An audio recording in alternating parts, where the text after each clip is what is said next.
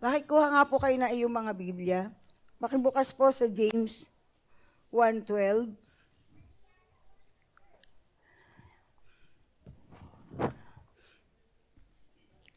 Blessed is the one who perseveres under trial, because having stood the test, that person will receive the crown of life that the Lord has promised to those who love Him. Ang Diyos po ang magpurihan sa pagkabasa ng kanyang buhay at banal na salita. Sige po, makakaupo na po ang bawat isa.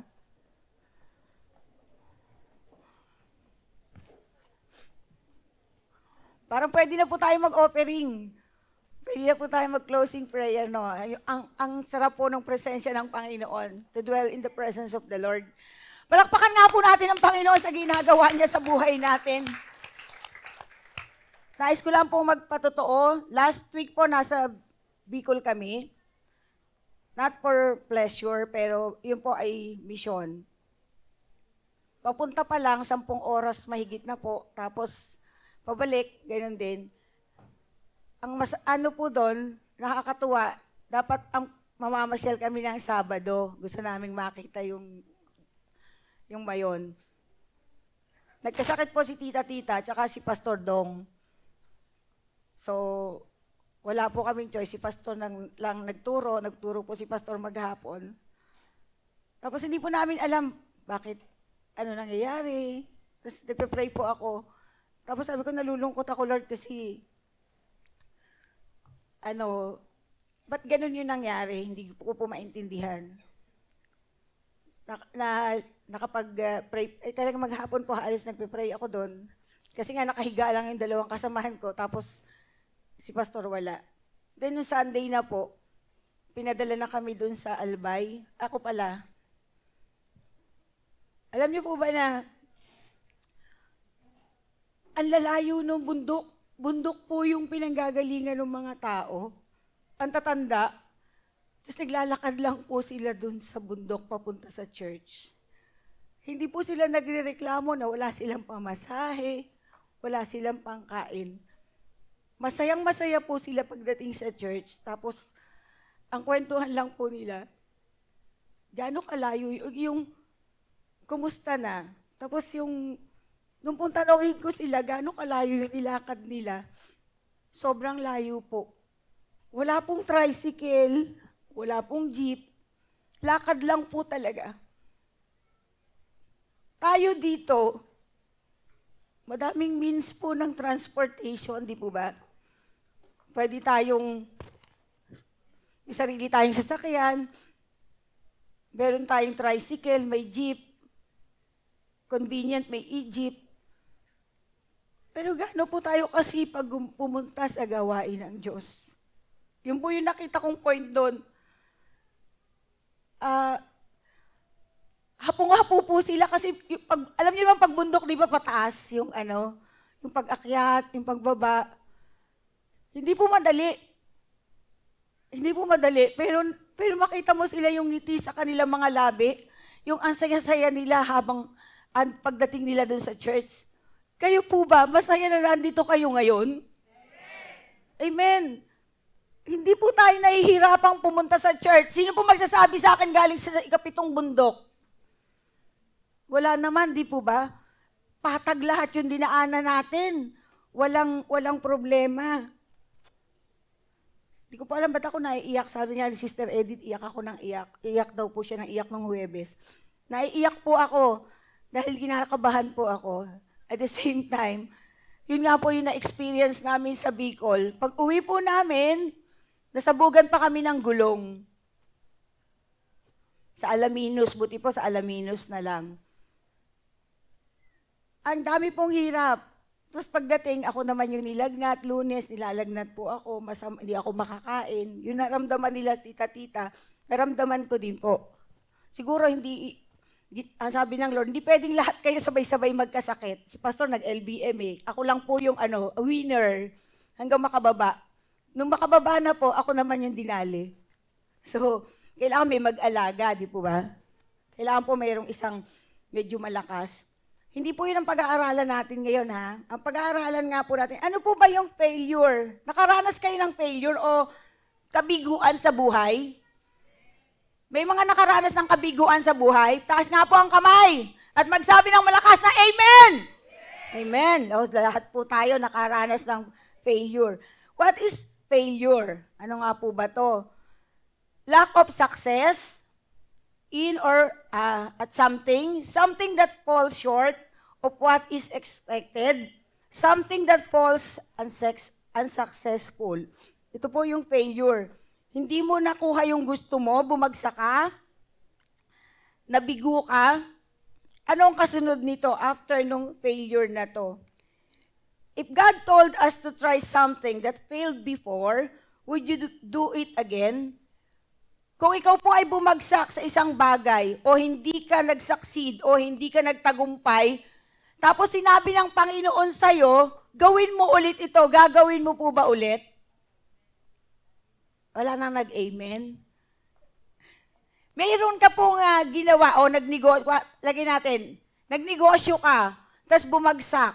Tapos sabihin ng Panginoon, anak, magnegosyo ka ulit the same product. Gagawin mo ulit? May umiiling, may tumatango, may nag-amen. Ano kaya totoo? Di po ba minsan ayaw mo na mag-take risk kasi baka mamaya failure ulit? Amen po doon? Ayaw niyo na. Si Peter po, nung siya ay tawagin ng Panginoon, nangingisda po sila, wala silang nahuli magdamag. Pero ang sabi ng Panginoon, sige, ihulog mo yung lambat mo. Kung ikaw si Pedro, ihuhulog mo ba yung lambat mo? O ano na naman, hindi na naman kayo nagkakasundo. Kung ikaw po si Pedro, ihuhulog mo yung lambat mo? Wala na ngang huli magdamag, ihuhulog ko pa. Di po ba? Kung ikaw si Pedro, sabi mo, ba't ko naman yuhulog? Wala nga ako nahuli. Di ba? Parang nagpapakapagod lang ako. Pero ano po ang ginawa ni Pedro? Sumunod. Hinulog niya. At ano po ang nangyari? Halos mapunit yung kanyang net. Ano tawag sa net na pang-isda? Lambat. Halos mapunit po ito sa dami ng huli. Samantalang magdamag siyang hulog nung net, nung lambat, walang huli. Pero sinabi ng Panginoon, sige, ihulog mo. At ang dami po niyang nahuli. Hindi nga po siya ready dun sa dami. Nagkapunit-punit daw po yung lambat dahil sa dami ng huling isda. Basta sumunod ka sa Panginoon at ang Panginoon ang gagawa ng mga bagay para sa'yo. Di po ba? Sa oras po na to, palagay nyo, tinetest tayo ng Lord, doon sa, kung saan tayo bumagsak, anak, balikan mo to. Gawin mo ulit ito. Ako po marami kong pagbagsak na naranasan. Pero, pag sinabi po ng Lord na gawin ko, ginagawa ko. Nangihingi po ako ng, ano yon? Ng advice sa Panginoon. Lord, anong gagawin ko dito? Ito lang pong linggo na to, gusto ko pong i-isolate yung sarili ko. Ayoko na po muna sanang tumayo. Ayoko muna pong makipag-mingle kahit kanino. Gusto ko po mag-isa. Inaaya ko nga po yung isang kaklase ko, tara, layas tayo. The term is layas. Bakit? Sabi niya, wala, meron akong gustong kalimutan. It's a failure. Pero yun ang ituturo ko. Paano ko maituturo ito sa inyo kung hindi ako magta-try tumayo? Failure na nga po hindi pa ako tatayo. Di po ba? Ginawa po ng Diyos na ang dagat ay ma-split. Ginawa po ng Diyos na makahuli sila ng maraming isda. Ginawa po ng Diyos na ma-bless lahat ng kanyang mga disciples. Hindi kanya gagawin sa atin? Palagay nyo. Kaya bang gawin ng Diyos yun sa atin? Amen. Kaya pong gawin ng Diyos yun. Hindi po tayo pababayaan ng ating Panginoon. At ang pag-aaralan po natin sa umaga na to, triumph over failure. Ano nga po ba? Yung paano ka magtatagumpay sa kabila ng maraming pagsubok? Paano ka magtatagumpay sa kabila ng ang dami mo ng pinagdaanang pagbagsak? Parang lahat na lang ng sama ng loob ng mundo ibinagsak sa'yo. Meron na po kayo naramdaman ganun? Parang wala kang kakampi. Parang gusto mo nang bumigay. Parang gusto mo nang sumuko. Ayoko na. Kasi ang laki-laki na, ang dami ko ng pagbagsak. It was a failure. Di po ba? The life of Christ had proved a misadventure and a mistake. Yung pong buhay ng Panginoon mismo, ito po ay nagpakita na siya ay, nung una po, maayos ang buhay niya dito sa lupa. Pero nung pumasok na po yung kailangan na po niyang mawala, kailangan niyang mamatay para sa atin, ito po ang tingin ng iba doon sa krus ng Kalbaryo ay gigantic failure. Napakalaking failure. Pero sa atin po, bilang tumanggap sa Panginoon, yung pagkamatay po ng ating Panginoong Jesus sa krus, ito po ay triumph, a victory for us. Pero sa iba, ito ay failure. O Diyos pala siya, ba't siya namatay? Diyos pala siya, ba't siya napako sa krus? Diba? So tayo po, alam natin na madali namang bumangon pag bumagsak. Sino po dito nadadalian kapag bumagsak sila tas nakakabangon agad sila? Mayroon pong ganon? Madali po ba? Madali po bang bumangon kapag bumagsak ka?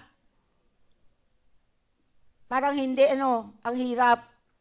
Ang hirap po, mahirap pong bumangon. Yung po nga, ang masakit pa po sa Panginoong Jesus, yung mga taong naghosana, yung mga taong nagpuri sa Kanya, yung mga taong nagtaas sa Kanya, sila din yung nagbagsak sa Kanya. Hindi po natin alam kung sino yung gusto magbagsak sa atin. He was left alone, all alone in the midst of insults. Siya po ay naiwang mag-isa. Ginyad siya sa kasalanang hindi naman niya ginawa. Ginyad siya dahil kailangan pong gawin para tayo ay maligtas. Amen po doon? Meron po bang mas mabigat na pagsubok kesa doon sa pinagdaanan ng Panginoong Jesus? Sino nakaranas dito? Napakabigat na pagsubok. Meron po bang magtataas ng kamay, sasabihin, mabigat yung pagsubok na pinagdaanan ko? Meron po ba? Wala. Parang hindi kayo nagdadaan sa pagsubok, parang wala akong kausap. Meron po ba kayong dinaan ng pagsubok na mas mabigat? Magpabigatan nga po kayo. Pwede pong tumawag ng isa. Sino? Ang pinakamabigat na pagsubok ang dinaanan. Walang mag-volunteer. Totoo po ba? Si Kuya Ronnie, mabigat yung mga pagsubok nila. Mahirap po mag-adjust, di ba Kuya Ronnie, dun sa naging, drug dependent po ba? Di po ba? Pagsubok po yon, failure. Pero na-overcome po nila dahil nakakilala siya sa Panginoon. Yun po yung gusto kong sabihin, gusto kong ipunto, na kapag po tayo bumagsak, kailangan lang po nating bumangon. Kailangan po nating ma-overcome yung failure na pinagdaanan po natin. Dapat po yung sa failure na to, magkaroon tayo ng lesson. Kapag tayo ay bumagsak na minsan dito, uulitin pa ba natin? Nag-drugs ka na dati, uulitin mo pa ba, Kuya Ronnie? Hindi na, siyempre. Dahil alam na niya yung nangyari sa kanya. Di ba? Napariwara ka na dati, uulitin mo pa ba?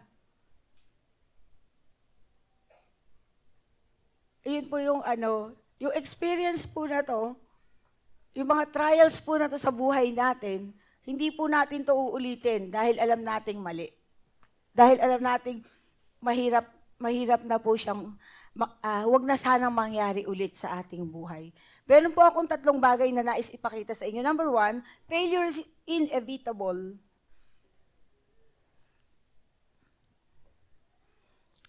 Ang failure po, hindi po natin pwedeng takasan. Lahat tayo dadaan sa mga pagsubok sa buhay natin. Lahat po tayo may pinagdadaan ng pagsubok. Iba-iba nga lang ng size. Iba-iba ng laki, iba-iba ng bigat, iba-iba yung paano natin siya hinaharap. Hindi po tayo pare-parehas kung paano lumaban sa pagsubok. Amen po doon?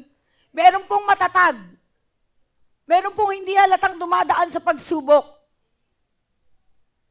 Meron po bang ganun dito? O kapag ka may pagsubok, yung mukha nyo parang nilamukot na 500 pesos. Ganun po ba? Lahat po tayo, pag dumadaan sa pagsubok, siyempre, hindi po magaan sa pakiramdam. Kapag bumabagsak tayo, hindi po natin to madaling makalimutan. Success is not the rule of human life. Yung pong yung success? Yung success po, hindi po to yung rule ng buhay natin. Mas marami po yung failure sa success. Kung ililista nyo po ba yung failure nyo sa buhay versus dun sa success nyo, alin kaya ang mas marami? Palagay nyo? Alin ang marami? Lista nyo yung failure, ilista nyo yung success. Alin po ang mas marami? Failure. Bakit po kaya ganun? At bakit pinapahintulot ng Panginoon na dumaan tayo sa mga pagsubok? Failure is written across the face of nature. Ang failure po, ito po ay nandito na. Kasama natin. Hindi mo po natin pwedeng sabihin na, hindi ako babagsak. Nagkakamali ka, kapatid. Baka mamaya lang, bagsak ka na. Si Manny Pacquiao po, bago siya naging magaling na boksingero o sikat na boksingero, marami pong pagbagsak na pinagdaanan. Marami pong nanlait sa kanya. Diba? Nabasa niyo po yung istorya niya? Hindi po madali. Hindi po agad-agad ay siya ay nasa ring, nakipag-boxing, nananalo ng milyon-milyong dolyar. Hindi po ganun kadali. Marami po siyang failure. Failure is real. Totoo. Kapag hindi ka dumadaan sa mga pagsubok o pagbagsak na ganito, tanungin mo sarili mo, normal ka pa ba?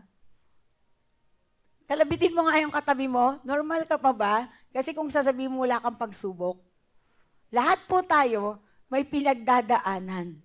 Amen? Iba't iba nga lang po ito. Ang buhay ng Kristiyano, sabi nila, masayang tunay. Totoo po ba?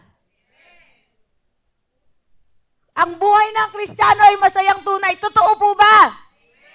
Amen. Pero pag may pagsubok, may failure, ano na? O, tahimik na, di ba? Kasi nga po, failure is real. Totoo siya. Hindi siya fake. Hindi siya fake news. Ito ay totoo. Nangyayari sa buhay mo. Bumabagsak ka. Kahit ayaw mong bumagsak, babagsak ka. Sabi mo, hindi, matatag ako. Kaya ko lahat yan. Hindi po totoo yun. Ako nga, alam ko, matatag ako eh. Ako nga, alam ko kahit ano iba to sa akin, kaya kong sapuhin eh.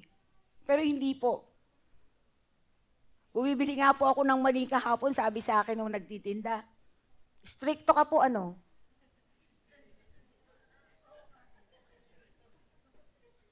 Sabi ko, itong tindera ng mani na to. Papatulang ko to aga-aga eh. Alas 5 po ng madaling araw, bumibili kong mani. Sabi niya, stricto ka po, ano. Hindi po ako kumikibo. Tapos, ngumiti po akong konti. Sabi niya, marunong ka naman palang ngumiti eh.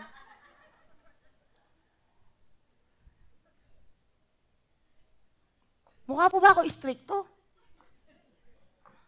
Bait-bait ko nga eh. Biro mo, tindera ng mani, sabihan ako ng ganon, di po ba? So, ang failure po is real.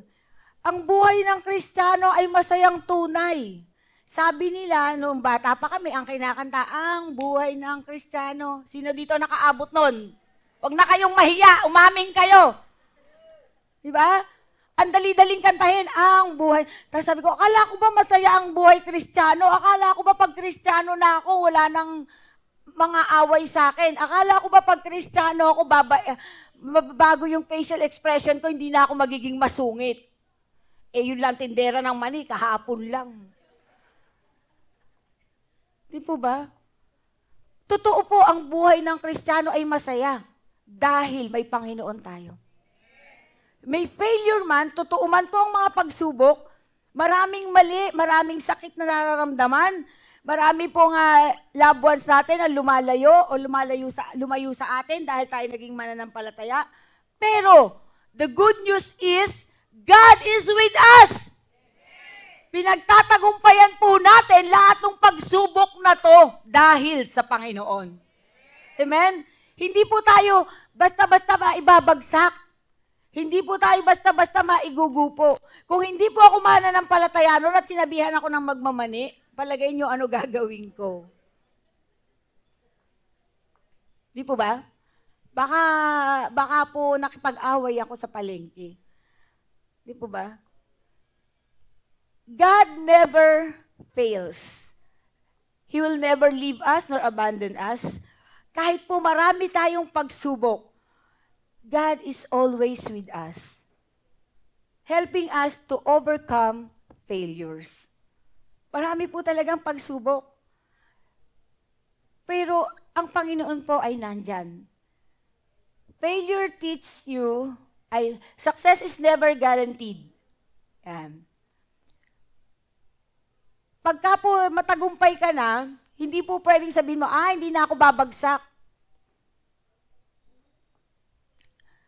Marami pong tao na kapag successful na sila, tapos nagkabisyo, bumabagsak po sila.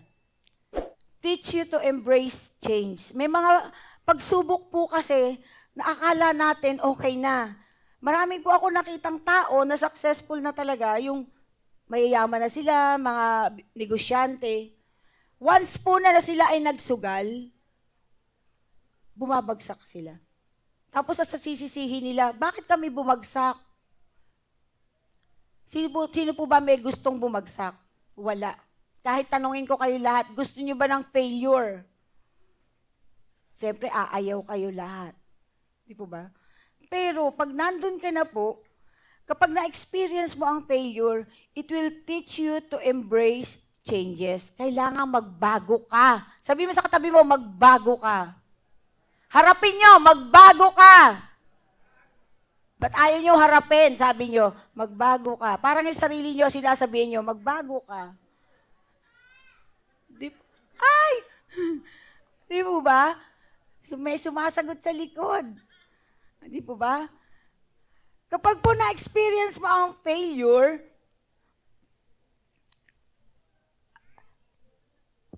happens due to factors outside your control.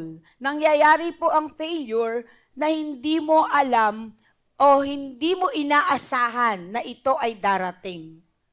Diba? Alam mo na, ang galing-galing ko, ang ganda na ng trabaho ko, ang ganda na ng lahat sa akin, smooth, lahat. Tapos biglang, problema. Di po ba? Akala mo okay ka na, lahat okay na, biglang ayan, darating ang pagsubok.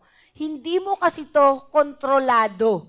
Ang Diyos lang po ang nakakakontrol ng mga failures na to na dadating sa ating buhay. Amen?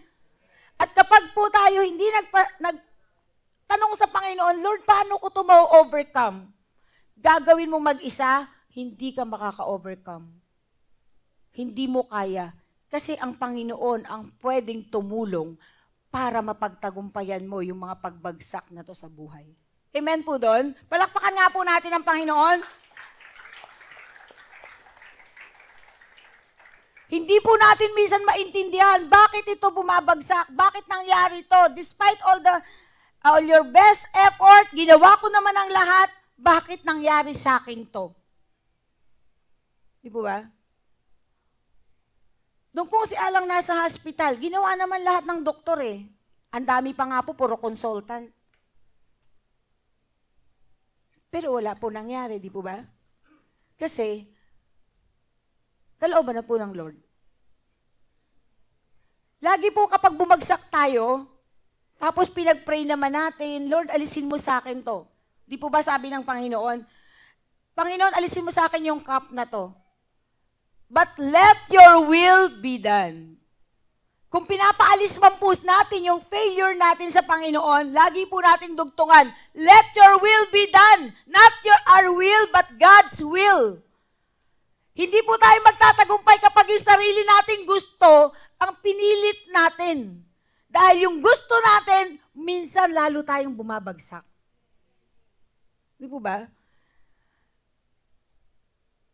Hindi po natin minsan kayang i-hold to. ng tayo lang o lagi. Hindi po natin kayang i-hold to kung hindi ang Panginoon ang hahawak nito. Di po ba? Hindi po ito madali. Failure is not easy to overcome. Hindi siya madali. Hindi siya madaling mapagtagumpayan. Sabi ko nga po sa inyo, ilang gabi na po ako hindi talaga halos natutulog. Meron po kasi akong pinagdadaanan na ako lang nakakaalam. And I pray for it. Iniiyak ko po sa Panginoon. Halos magdamag, umiiyak ako. Pero ang hirap. When we go through failure, basically the universe telling you that there is something you're not doing right. Kapag daw po tayo bumabagsak, sinasabi po ng ating paligid, meron tayong hindi ginawang tama.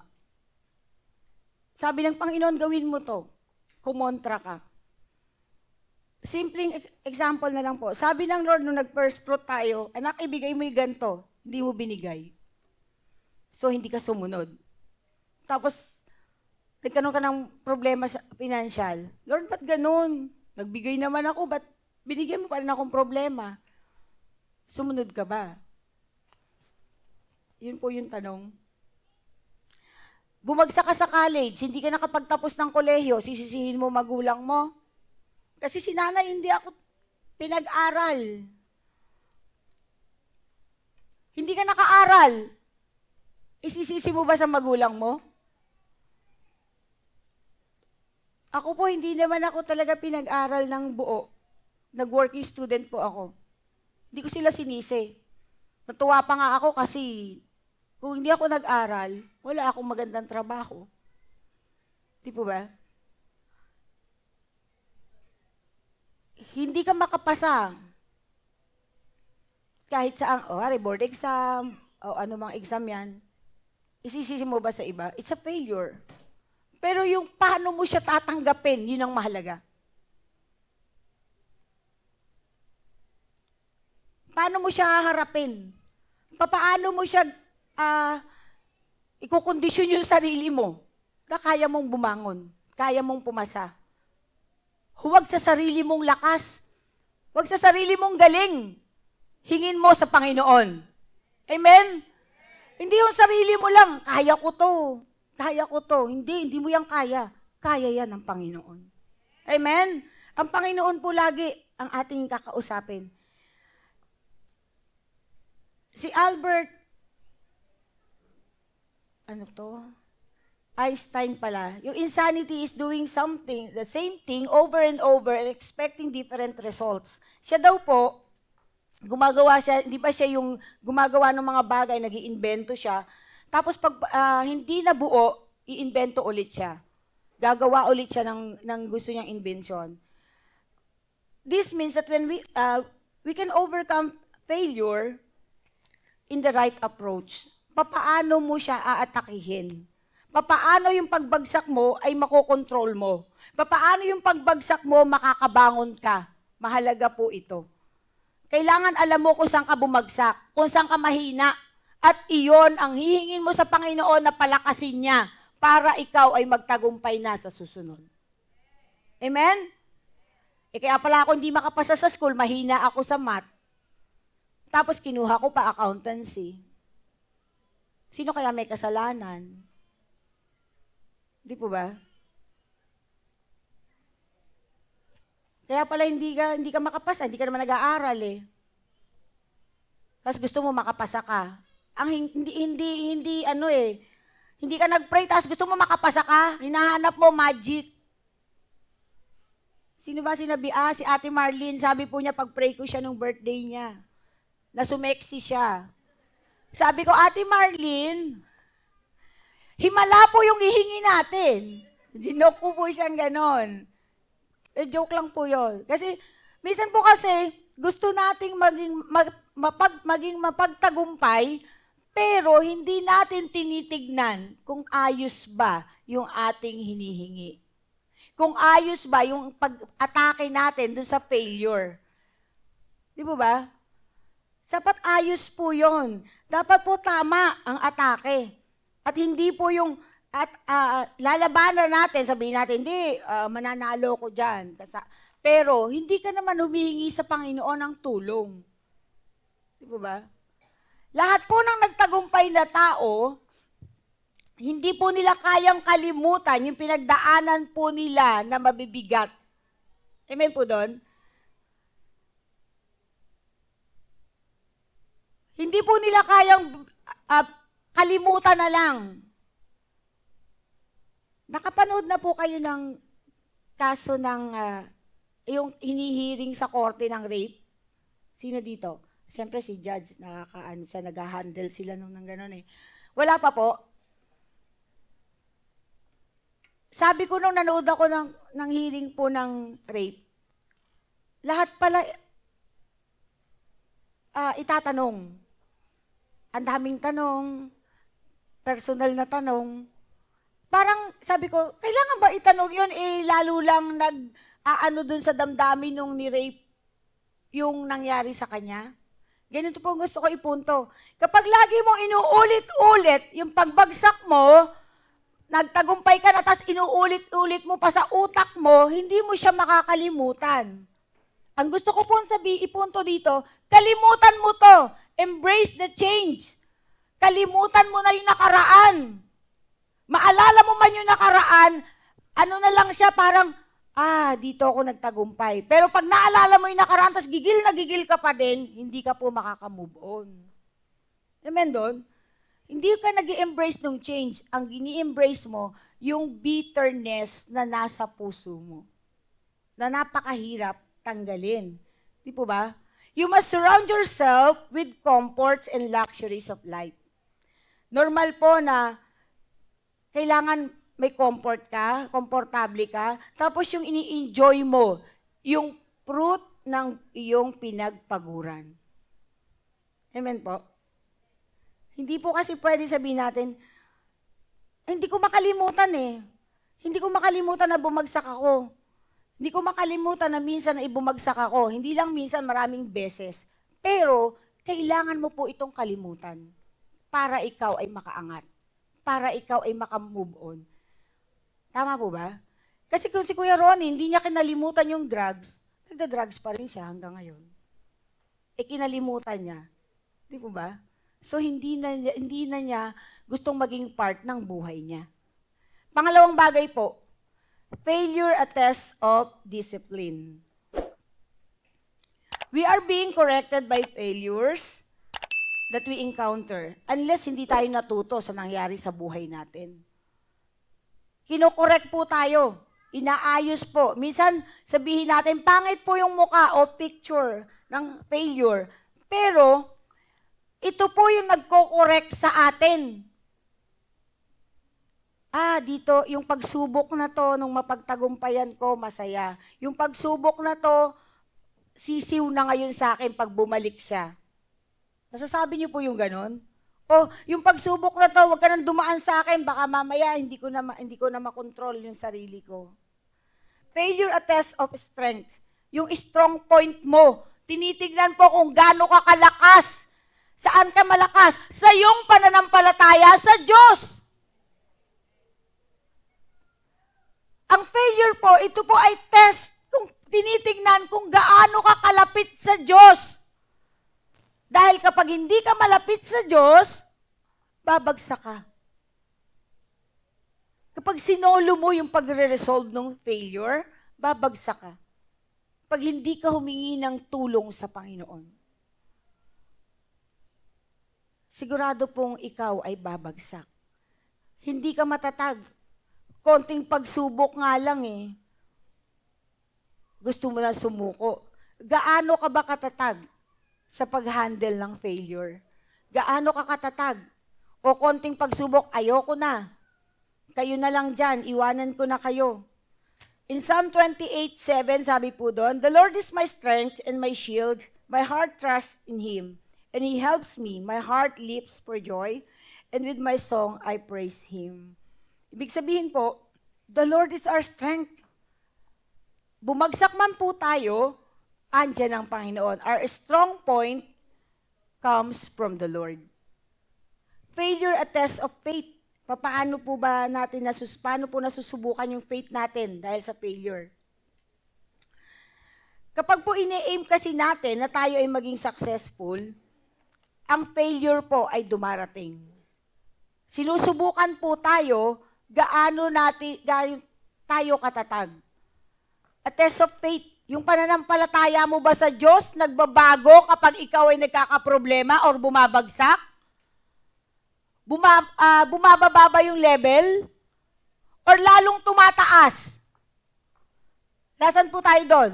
Yung bumababa ang level kapag may pagsubok o tumataas ang level ng faith mo kapag ikaw ay may pagsubok? Sa tumataas. Kasi pag pinabayaan nyo pong bumagsak yung inyong faith, dahil sa mga pagsubok, babagsak po talaga kayo. Wala na kayong katuwang. Sino tatawagan mo? Pero kung ang faith mo po ay ganun katindi, habang ikaw ay bumabagsak, habang ikaw ay sinusubukan, lalo kang kumakapit sa Panginoon, lalo ka pong pagtatagumpayin ng Panginoon.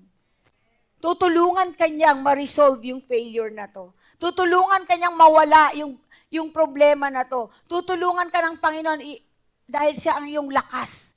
Siya ang ating sandigan, ang ating sandata. Amen po? May problema ka na, hindi ka pa magpe-pray. May problema ka na, mas gusto mong kumain lang kaysa sa manalangin. Sino po rito pag namumroblema, kain lang ng kain? May ganun, di ba? Pag may problema, gusto kumain lang. Meron namang may problema, ayaw kumain. Meron pong ganun? Meron po dito? O pag may problema, magkukulong lang sa kwarto. Mamaya po, sabihin ni Satan, sige, magkulong ka lang, kuha ka lubid, tali mo dyan. Dapat po pag may ganong problema, yung faith mo, lalo mo pong pag-igtingin, lalo mo pong palalimin, para hindi makapasok yung kaaway dun sa weak point mo. Kasi pag nakapasok siya, tapos ang istorya. Kahit po mananampalataya tayo, kapag po nakasingit ang kaaway, i-inject niya sa utak natin na gawin mo to against our faith. Huwag niyo pong sabihin na yung lahat ng mananampalataya ay okay. May mga mananampalataya pong hindi rin kayang dali ng pagsubok at nagsusuicide. Ang tanong, totoo ba silang mananampalataya? Opo. Pero gaano yung faith nila? Bakit sila nag-suicide? So, hindi niyo po pwedeng sabihin sa oras na to na ganun kayo katatag at kalakas na hindi kayo kayang ibagsak ng problema. Failure at taste of victory. Ayan. Ayan po, taste of victory. Ito po sino to? Hindi po ako mahilig sa basketball, pero kinuha ko siyang sample. Si Michael Jordan. Di po ba? Failure can be a great source of motivation. Ayan. Si Michael Jordan po, marami siyang tinry, marami po siyang pagbagsak, marami po siyang, nag-join siya sa high school pa lang, hindi na po siya inadmit sa basketball dahil siya po ay 5'7", parang gano'n. So, hindi po siya ganun kagaling. Kaya po siya ay nag-try. Nung Thursday po, yung sinample din ni Sister Edith, basketball din po yan, mas maliit pa kay Michael Jordan. Pero ano po nangyari? Naging successful po siya. Sabi niya, I've missed more than 9,000 shots in my career. I've lost almost 300 games. 26 times I've been trusted to take the game, winning, shoot, and miss. I failed over and over and over again in my life, and that is why I succeed. Di po ba? Kung titignan mo siya, kung di mo aalamin yung history, yung istorya ni Michael Jordan, sabi mo ang galing niya, winner siya, hinahangaan siya. Pero hindi mo alam yung history behind. Marami siyang pagbagsak. Sabi niya, I failed over and over and over again. Lahat po tayo. We failed over and over and over again. Pero bumangon tayo.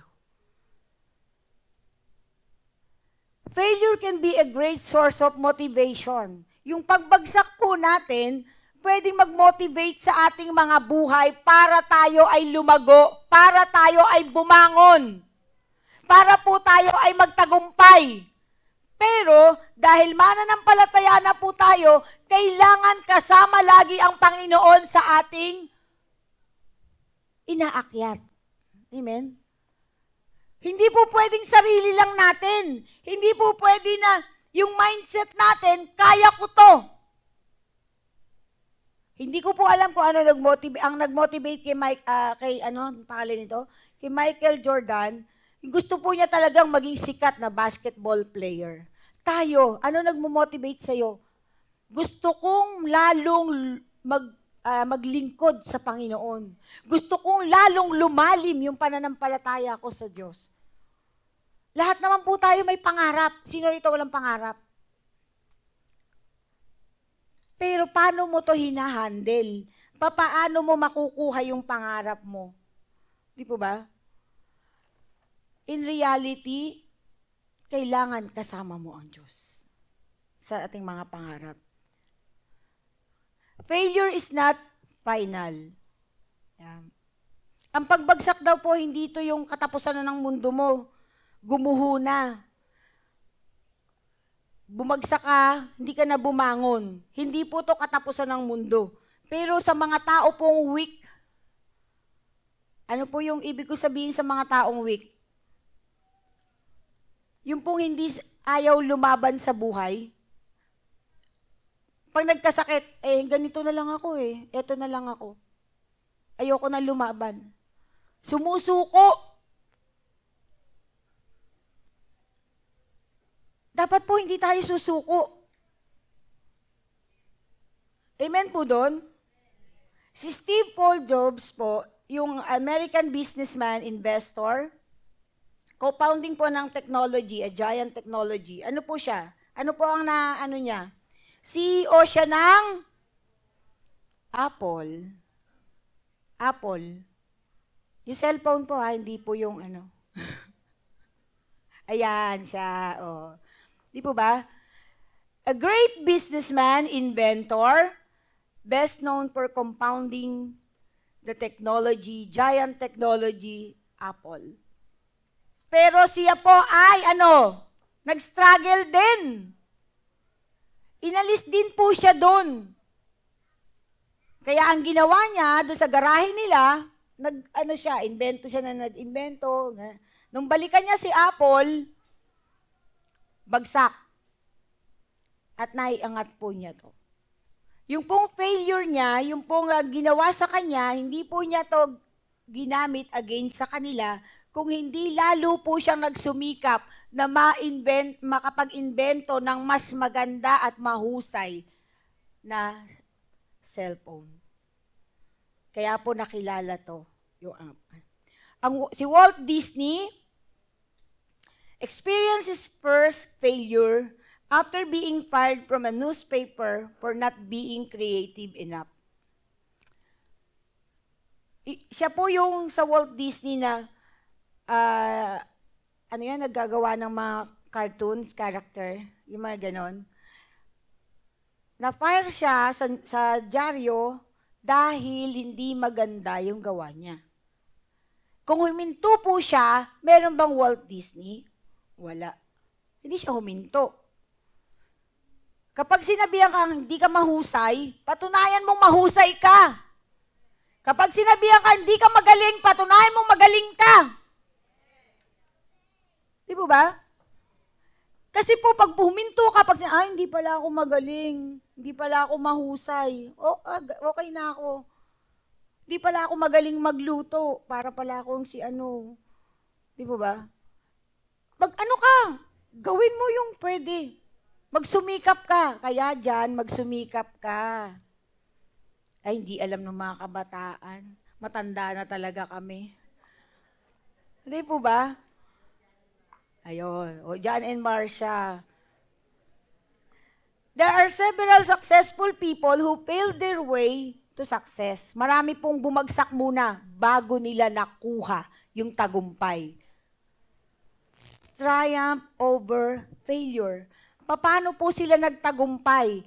Ito po ay dahil nagpatuloy po sila sa kanilang layunin sa buhay.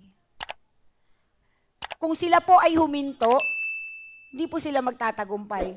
Ako po, kung hindi ako self-supporting, hindi rin po ako makakapag-aral.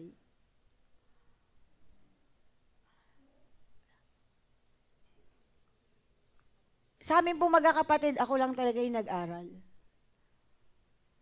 Sabi ko nga, ako lang kasi yung maarte. Ayoko po kasi sa bukid. Sa Tarlac kasi, sa bukid sila. Ako sa Bulacan, lumaki. Buti na lang walang bukid doon sa nilakihan ko. At the age of 17, nag-clerk na po ako, casual, sa Bureau of Plant Industry, under ng Department of Agriculture. Kung hindi ko po yun ginrab, kung hindi ko po yun tinake ng risk, hindi po ako makakapag-aral. Assumption po ako dati, kaya lang wala nang kabuhayan, so lipat ka ng school, yung kayang may panggabi.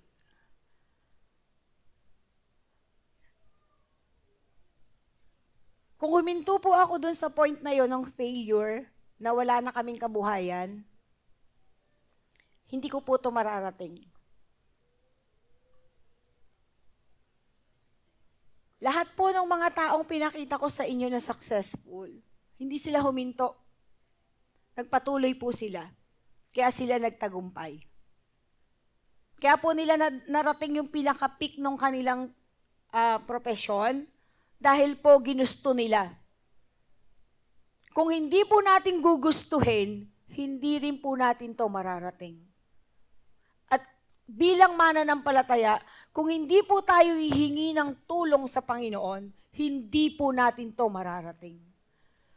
Doon po ako nagtrabaho na yon, hindi pa po ako mananampalataya. Pero may kaopisina na po akong mananampalataya. Maghapon po akong pinagtatype ng performance rating nila at saka ng reimbursement, ng payroll.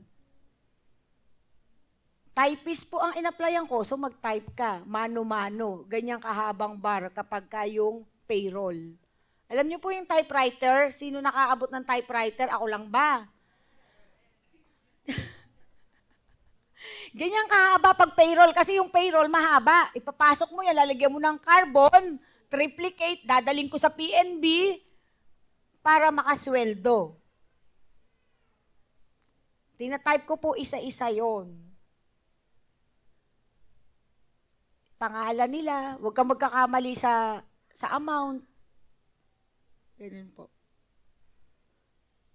Kung hindi ko po ito dinaanan, hindi po ako magsusumikap na mag-aral. Sasabihin pa po ng mga bisor, masungit tong taga-type na to. Kung ganun, wag daw po akong bigyan ng ng allowance kasi masungit daw ako. Hindi po ako kumikibo kasi trabaho lang ako ng trabaho. At alam nyo kung ano binibigay sa amin regalo doon? Pakwan, gulay. Inuuwi ko yun, nakasakay ako sa jeep.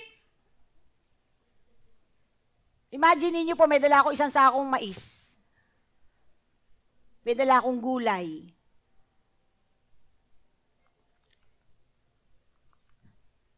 Di po ba? Pinagdaanan ko po yung pagsubok na yon. Pero yun po yung nag-push sa akin para mag-aral. Para po magsumikap. Para hindi maranasan ng mga anak ko yung naranasan ko. Amen? Di po ba? Kung hindi po ako nagsumikap ng ganun, tapos may kaopsina na po ako noon na mananampalataya. Pinagpe-pray nila ako. Sineshare na nila ako noon. Tsaka yung best friend ko po na nag-aaral sa PUP. Siya, professional student, pero scholar siya sa PUP. Ako, working student. Naranasan ko rin pong magmerienda maghapon, isang Skyflakes at isang Pepsi Cola. Hahatiin nyo sa umaga, tira ka para sa hapon. Di po ba? Pero narating ko po ito. Bakit? Hindi po ako nag-dwell doon sa failure. Kaya nga po, triumph over failure. Huwag ka pong mag-dwell doon sa hindi ka makakabangon. Tignan mo yung bukas, tignan mo yung inaharap mo. Yung itsura ko na to, palulusungin mo ako sa bukid. Ano naman magiging itsura ko noon? Sunog. Di ba? Kaya po nag-aral ako. At nung makakilala ako sa Panginoon, lalo pong gumaan yung buhay ko. Lalo po ako nagkaroon ng lakas. Lalo po ako nagkaroon ng katuwang na, Panginoon, eto ko. Panginoon, ganito gusto ko. Panginoon, tulungan mo ko. Doon nga pong hindi ako mananampalataya, hindi ako pinabayaan ng Panginoon eh. Nung pa kayang mananampalataya na ako. Pinagaan po ng Lord lahat. Dahil tinuring niya akong anak. Huwag po kayo mag-dwell sa failure. Umahon kayo. Marami pong tao, ang sikat na tao, pinakita ko sa inyo, na bumagsak at nagtagumpay. Ako po mismo, ganun ang naranasan ko, bumagsak, nagtagumpay. Pero salamat sa Panginoon, mahal niya ako. Mahal ako ng Lord, kaya tinulot niya na ako ay magtagumpay. Palakpakan nga po natin ang Panginoon. Conclusion. Ayan. Failure is painful experience that no one wants to go through. Sino po dito ang gusto laging may pagsubok sa buhay niya? Di ba ayaw mo naman ng pagsubok? Ayaw mo nga i-welcome? Huwag kang pupunta sa bahay namin, di kita papapasukin. Di po ba? Bawal ka sa amin. No, no. Pero dumarating po siya. Ayaw mo man siyang maging bisita, dumarating siya. Ayaw mo man siyang tanggapin, gusto ka niya eh. Di po ba? If you pay attention, failure can teach you valuable lessons. Marami kang matututunan sa pagbagsak mo. Unless ayaw mong matuto.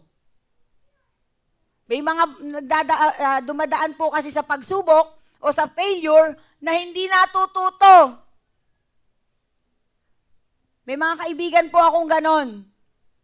Bagsak na negosyo, hindi pa rin matuto. Paano sila makakaahon? Nagninegosyo sila, utang lang ng utang, tapos itinatapan lang. Hindi sila nakakaahon, bumabagsak sila lalo. So may mga pagsubok po talaga, may mga pagbagsak na hindi natututo yung iba. Sana po tayo, kapag tayo'y bumagsak, kaya nating bumangon sa tulong ng Panginoon. Amen? Ang Panginoon lang po makakatulong sa atin, walang iba. Kapag bumagsak ka, tawag ka sa Panginoon. Sabi po ng Panginoon, come unto me. All of you who are weary and burdened, and I will give you rest. Pero hindi mo tinatawagan ng Panginoon. Mananampalataya ka na. Dapat alam mo kung anong idadial mong number. Call a friend. Sino ang friend mo? Ang Panginoon. Amen? Kapag ikaw'y dumadaan sa pagsubok, tawagan mo ang Panginoon. Hindi ka niya bibiguin. Amen po? Palakpakan po natin ang Panginoon. Yes, oh God. Hallelujah!